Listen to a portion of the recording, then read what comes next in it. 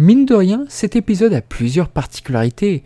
Déjà, c'est le dernier où l'animation est confiée à Tetsuro Aoki, qui a du coup dirigé 7 épisodes sur la série. On a appris en 2024 son décès malheureusement, et pourtant son style reste reconnaissable et apprécié des fans. D'ailleurs, le design de Mu dans cet épisode a marqué beaucoup de monde. Alors que Saori vient de se prendre une flèche en or, l'anime fait un choix surprenant.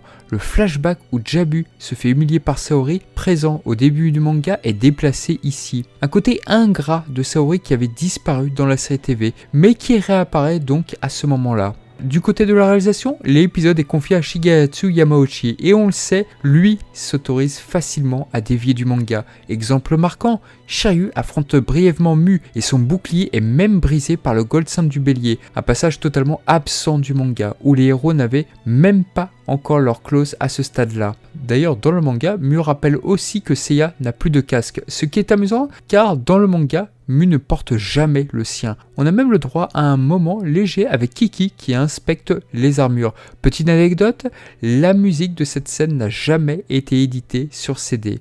L'épisode marque aussi cette animation qui accompagne nos héros lorsqu'ils retrouvent leurs armures, avec un Shun qui a fortement été féminisé sur cette animation. Enfin, le discours de Mu, porté par la voix du regretté Kaneto Shiozawa, reste un moment fort.